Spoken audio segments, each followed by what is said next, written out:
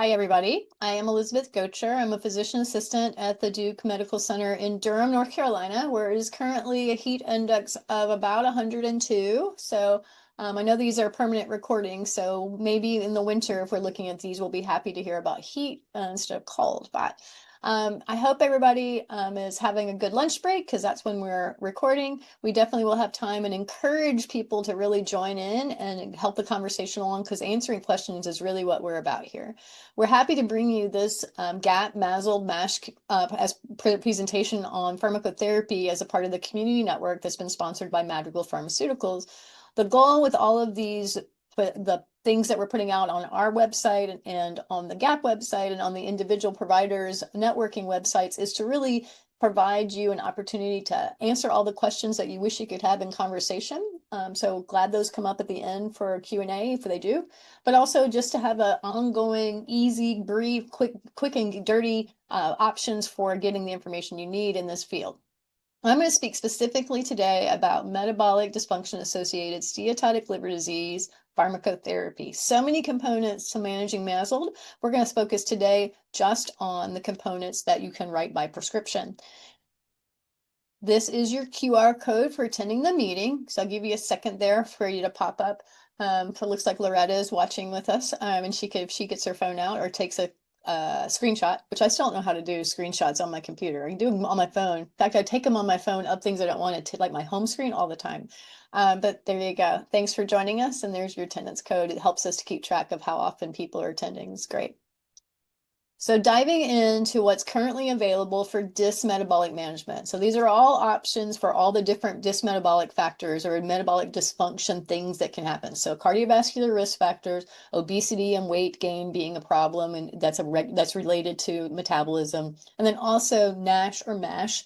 We're going to start by thinking about these are patients that for years before we had a drug approved to treat MASH specifically, which we're also going to talk about later, we talked about being a multi-D clinic for metabolic liver disease, or how to be multi-D clinics. And that involved pharmacists and physical therapists, and nutritionists, and maybe surgeons and medical providers.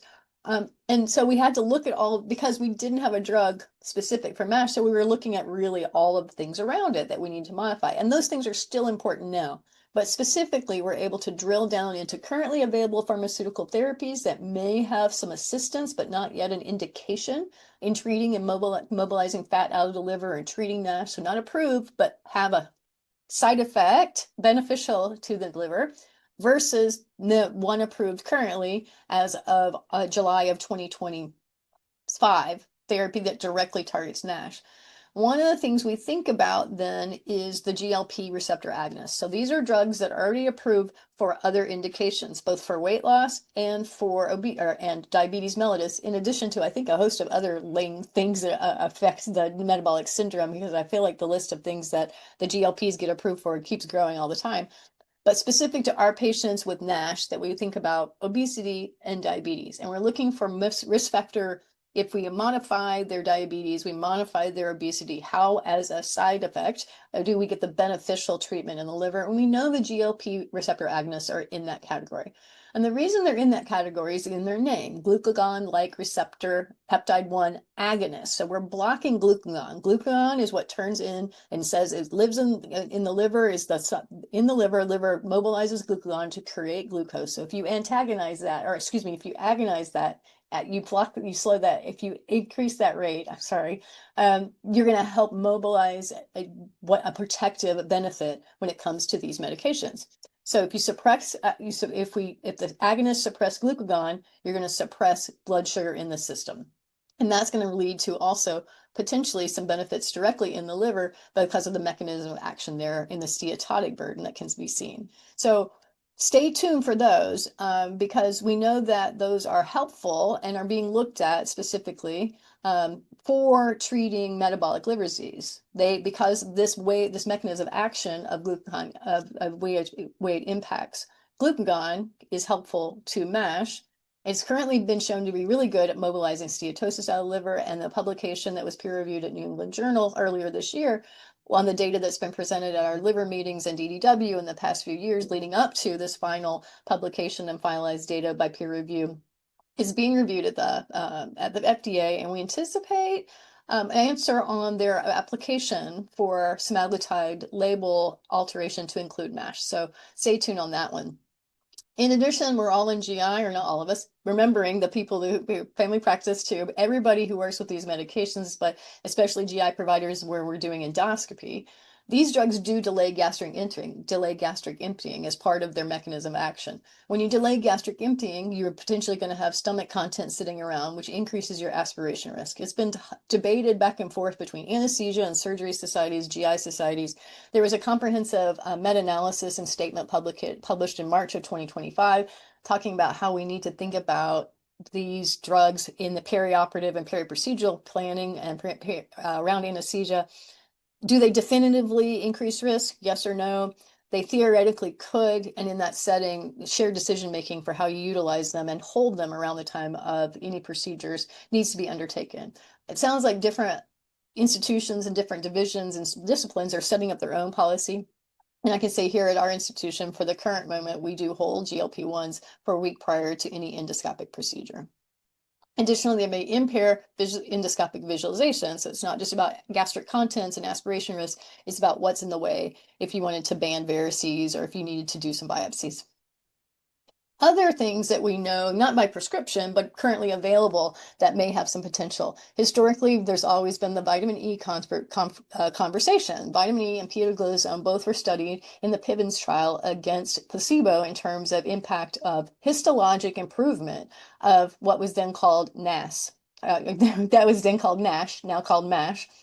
And so with vitamin E, both the vitamin E and pioglitazone arms had some improvements, but only vitamin E really made a big difference in the patients who did not have, these were non-cirrhotic patients who didn't also have diabetes. We saw that they did have histologic improvement in almost half of those patients. And so that's a significant improvement. Now, the issue is that there wasn't enough strength of data to really recommend that this is a universal recommendation. It did not improve histology in the diabetic patients. So because there's some concerns potentially about vitamin E having a downside, it's not a universal recommendation that people use it. If it was something you would support, you would only do it in your non-diabetic patients without cirrhosis. And that's because there's some potential hazards in terms of cancer and malignancy risk and that you would want to take into account. AA does support consideration, but doesn't endorse definite usage, but definitely in this group. And the EASL collective do not recommend it at all, based upon lack of evidence of efficacy and safety. Pioglitazone, which is together with the vitamin E study, vitamin E and pioglitazone both in the PIVNS study. In pioglitazone, it has been included in some recommendations and guidelines to think about this as a potential in patients who have MASH with type 2 diabetes. You can't prescribe pioglitazone for this indication because it's not included in its label. However, if you had a diabetic patient who needed pioglitazone, perhaps this is a person that could benefit from the use. It's important to remember these are not labeled indications, and so if you try and prescribe it specifically for this indication, you one, don't have the support that's in the label, and two, you may not get it paid for by insurance. However, in the PIVNS trial, there was no huge benefit for it, but this in the primary outcomes, but the secondary outcomes, there was some benefit seen, and that was mainly in their cardiovascular risk factor reduction. So, and there was a suggestion an improvement in fibrosis, but it didn't meet clinical significance. And then also there was significant improvement in the other components of histologic improvement with steatosis reduction and steatohepatitis reduction, again, not meeting significance. So a suggestion that this makes a difference in MASH, but not strength enough evidence, certainly for pioglitazone manufacturers to go after a label indication, which you should also keep in mind as a MASH provider. But if you see pioglitazone on your MASH patient's med list, you can feel good about it. I think that's the best way to take it home. Not something you could write yourself because it doesn't have an indication for MASH, but considered use if you have another indication like diabetes that it would work for. Now, what everybody's really wanting to hear about is the only drug currently approved with an indication to treat MASLD MASH. And so that is Resmetirom. This came out over a year ago now, March 2024. And it's approved for treatment of MASH with moderate to advanced fibrosis. So that's stages 2 or 3 fibrosis. Important, it is not approved to treat F4 fibrosis at this time. F1 fibrosis is not included in the label and is going to be payer dependent. So the study did include patients who had 1B fibrosis. The indication in the label was only gone after for F2 and F3. So if you have an F1 fibrosis person, highly unlikely that you would get this approved. But just know that 1B patients were included in the study. This drug is the first drug to have an indication that has a direct impact on how MASH, the components of MASH are happening in the liver. It's the first drug to have an impact because GLP-1s do have an impact on the liver and some of the components of the sequence that develops into MASLD and MASH, but are not approved yet. But they do have a way to impact it. Resmetirom is the first ever approved with a definite impact and data. And the reason it works is because it gets involved with the thyroid hormones. Thyroid hormones have a big impact in how we regulate cholesterol, lipids, fat in the liver. And so when you have, resmetirom is a thyroid hormone receptor beta agonist. And so getting involved here basically means that we're going to optimize the effects of the thyroid hormone beta. Thyroid hormone beta helps mobilize fat. It addresses fatty acid oxidation. It has to do with hepatic lipoprotein lipase.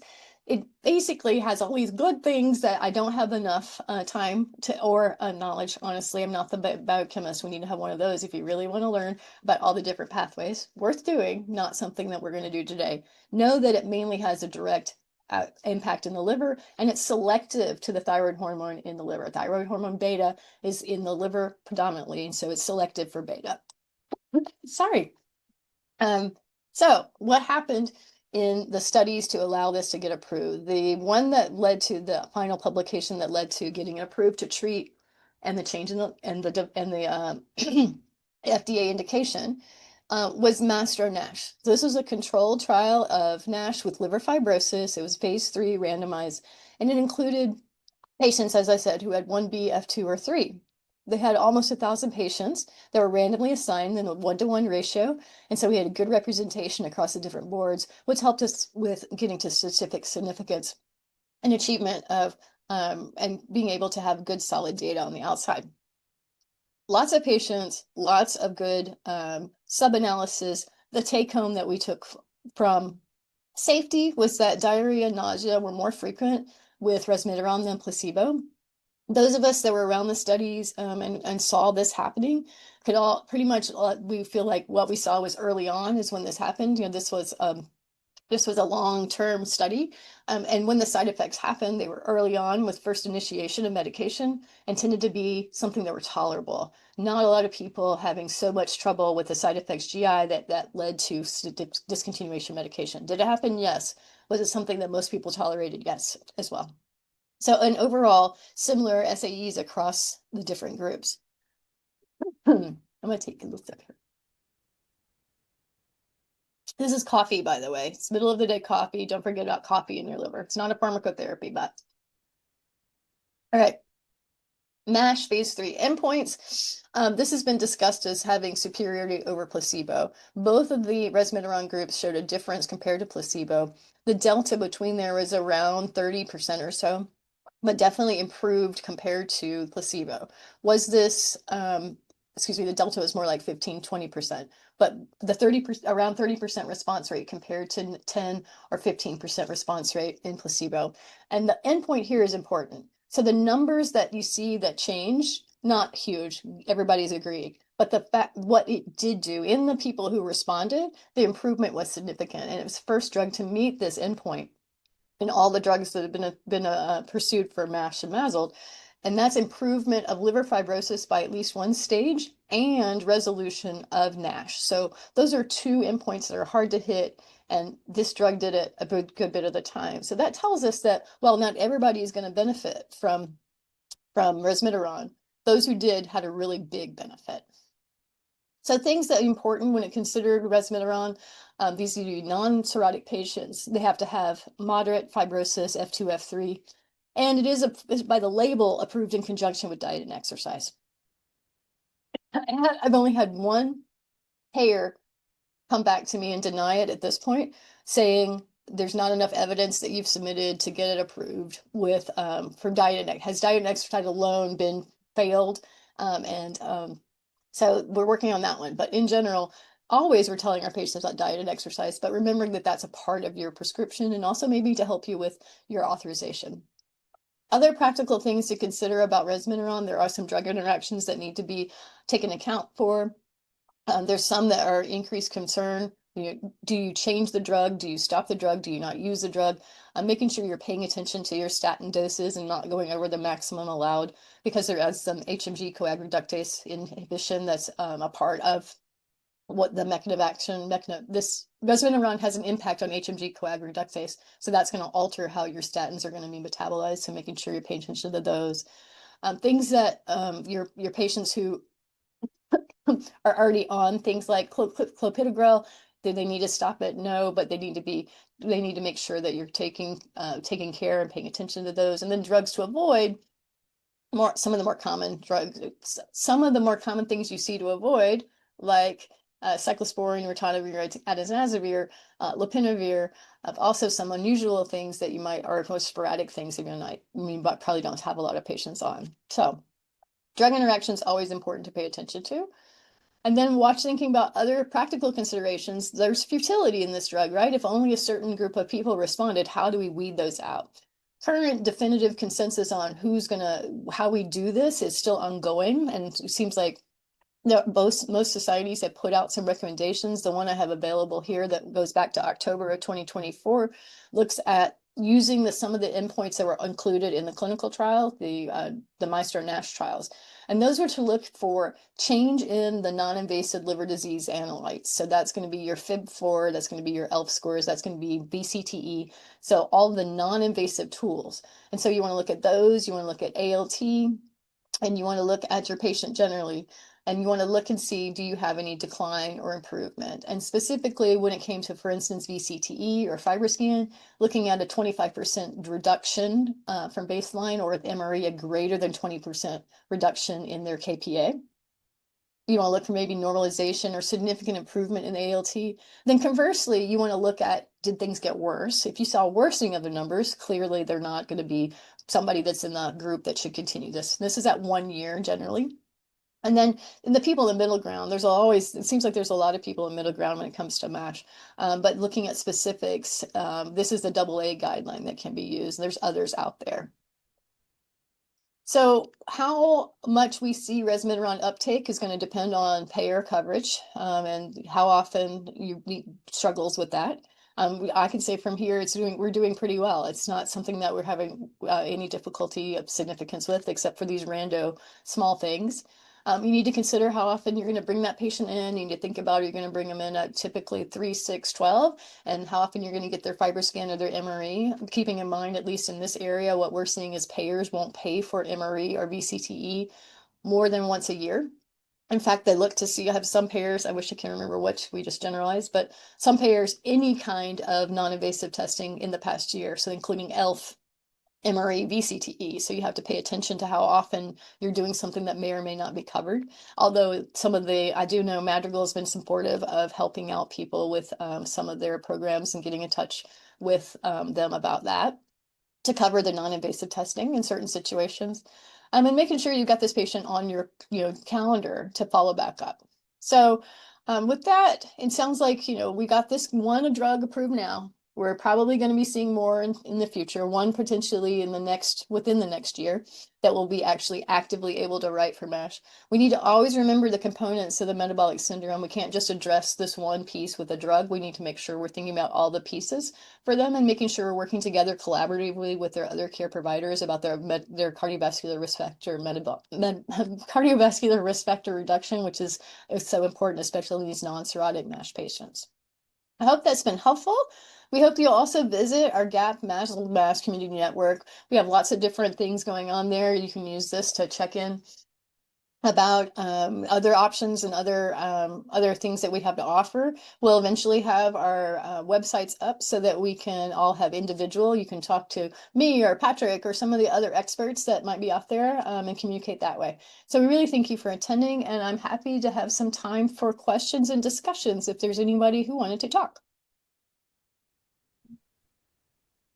Hey, Elizabeth, it's Patrick. How are you? Hey, Patrick. Hey, sorry I was a little bit late because of clinic. If you already covered this earlier in your presentation, I missed it. I apologize, but I did want to ask, what is your sort of algorithm in terms of how do I say this?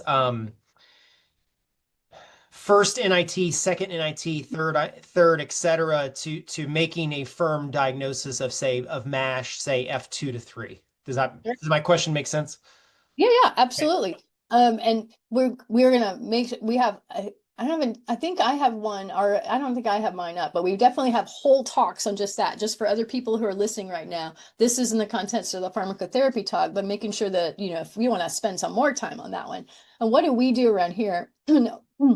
So we start with Fib 4. If you we start with Fib 4. Sometimes we do have direct referral to FibroScan. So we are working on trying to triage out how you can get a FibroScan for endocrinology or primary care, and to try and limit it to Fib 4 first, then FibroScan, because that's really what we think is the best sequence of events, and that's what's endorsed by the majority of societies, endocrine, AA, EASL. I'm actually have to retract that. I know AA and endocrine. I have to admit, I don't know if EASL is a big Fib, if they're endorsed the Fib 4 first. Fib 4 screen-in, FibroScan evaluation. FibroScan gives me a high, very good low score or very high score. Out, those middle range people, then we follow it down either with an ELF or an MRE. But that's my typical routine. I don't know about you. Yeah, that's pretty much consistent with what we do here. That's why I wanted to ask. And like I said, if you did cover that ahead of time, I apologize for being I late. did not. Thank Okay. Yeah, so I think very similar to yours. We have access to FibroScan, which helps, but I also do routinely start with a Fib 4 for obvious reasons and then go from there. But thank you. Although, and we're already in hepatology, right? So a lot of times Right. we're going to get that FibroScan anyway. Right. If the Fib 4 is under 1.3, do I still get the FibroScan? Yes, because they're in my clinic. Yeah. Same. So thank you. Different. And then, but I think it does, we know there's areas that don't have good FibroScan access still. Although if it's hard for me to believe, given the history that we've been through with FibroScan in North Carolina. Duke had the first FibroScan, and we're the only ones for like 5 years before UNC finally got theirs. And that was back in 2014. Now I feel like there's FibroScans on every corner in our state. But I know there's areas where it's still hard to access. And so, the ELF score is something. And now the ELF score is great. It's really good in helping us for risk stratification for fibrosis status. Is it adequate to help with futility rules with resmetirom? And to my knowledge, it is not. Can it be? Maybe. And I hope I'm not speaking out of turn, or see if you can correct me if I'm wrong. But in terms of using it for a futility rule, it's still resmetirom futility rules really are VCTE, MRE, and ALT. I believe you're correct. Yes. So, I don't know if there were other questions or things that people wanted to talk about. So, Loretta asked in the chat, why does the GLP-1s impair visualization? Is it DT related or DT delayed emptying and retained contents? Yes. Yeah. So if you've got delayed gastric emptying, so you have the contents sitting around and you've got a big pool of goop, you could suck it out, right? If you could. But it's also just the consideration of, is it going to impair your visualization or not? But most of the concern is about the anesthesia risk, but there's just gastric contents also just being impairment because it's still sitting around. So yes, I hope that answered. I think it's really frustrating for patients too, because sometimes they're getting messages to stop it, sometimes don't stop it. We're trying to be more comprehensive here and across the board at Duke, to like have a unified message, but it truly is something that even that joint collective paper, and it was March of 2025. It was the Anesthesia Society, AGA, bariatric endoscopy, maybe the Bariatric Surgery Society. But like I think it was like 5 or 6, and they all really, that collective was like, it may cause a problem. Is there definite indication that it does? No. Could it theoretically? Yes. Have we seen more aspirations? We think so. So that came down to shared decision making with the patient. But again, we as a group have just gone ahead and made a decision to tell them to hold it. Our anesthesia team led the charge on that, and everybody holds for 1 week prior to procedures.